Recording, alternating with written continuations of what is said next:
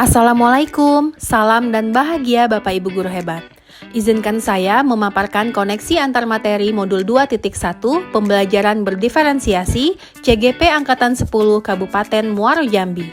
Perkenalkan, saya Yopi Nadia dari SDN 106 Muaro Sebapo dan pengajar praktik saya yaitu Ibu Endang Dwi Hardani MPD dan Ibu Sadia MPD selaku fasilitator.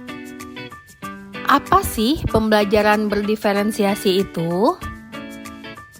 Pembelajaran berdiferensiasi adalah sebuah usaha yang dilakukan seorang guru dalam menyesuaikan proses pembelajaran untuk memenuhi semua kebutuhan belajar individu murid dalam rangka mendukung semua keragaman murid di kelas. Tujuannya adalah untuk memastikan setiap murid dapat belajar secara efektif dan optimal sesuai dengan keunikan dan kodrat yang dimiliki oleh murid. Terdapat 3 strategi pembelajaran berdiferensiasi yang dapat dilakukan oleh guru, yaitu diferensiasi konten, yaitu materi yang diajarkan harus disesuaikan dengan tingkat pemahaman, minat, dan atau profil belajar murid. Yang kedua adalah diferensiasi proses. Metode pengajaran yang diberikan bersifat beragam dan disesuaikan dengan gaya belajar murid. Yang terakhir, diferensiasi produk. Murid diberikan kebebasan dalam menunjukkan pemahamannya untuk memilih variasi hasil penugasan.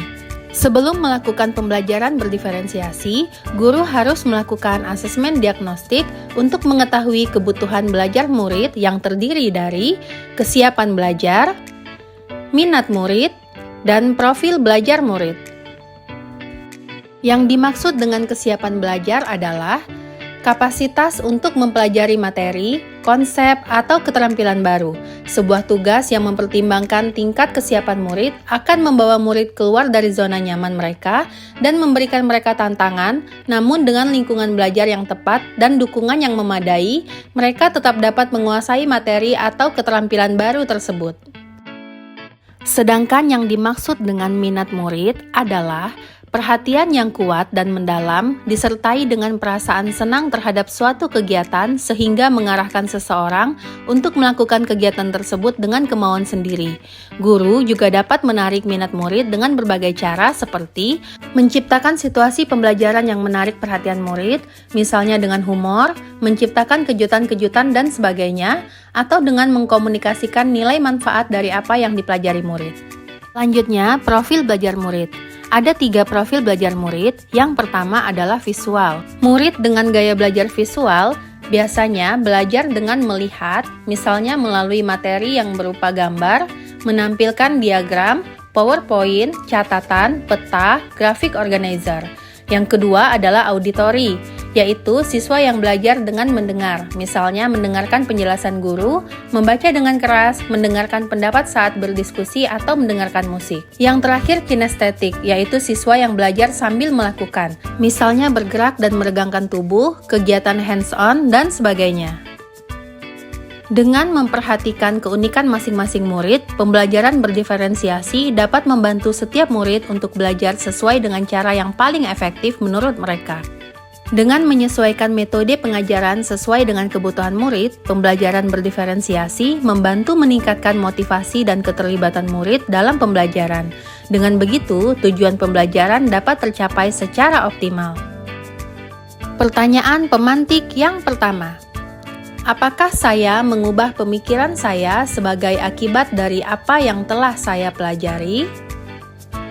Dulu saya kira bersikap adil adalah dengan cara memberikan pengajaran yang sama kepada semua murid. Ternyata setiap murid memiliki keunikan masing-masing. Maka tindakan yang paling adil untuk mengatasi keragaman murid tersebut adalah dengan memberikan pengajaran sesuai dengan kebutuhan murid. Pertanyaan pemantik yang kedua. Bagaimana perubahan pemikiran tersebut berkontribusi terhadap pemahaman saya tentang implementasi pembelajaran berdiferensiasi? Murid di kelas saya memiliki karakteristik yang berbeda-beda. Untuk itu, saya perlu melakukan pemetaan melalui asesmen diagnostik untuk mengetahui kesiapan belajar, minat, dan profil belajar murid agar bisa memberikan pengajaran yang sesuai dengan kebutuhan belajar individu murid secara adil. Pertanyaan pemantik yang ketiga. Bagaimana saya tetap dapat bersikap positif walaupun banyak tantangan dalam penerapan pembelajaran berdiferensiasi ini? Sebagai guru, saya menyadari bahwa setiap murid memiliki kodratnya masing-masing.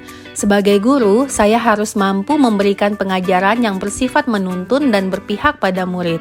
Untuk mewujudkannya, saya perlu membangun komunikasi yang baik dengan murid dan juga orang tua agar penerapan pembelajaran berdiferensiasi dapat tercapai secara optimal.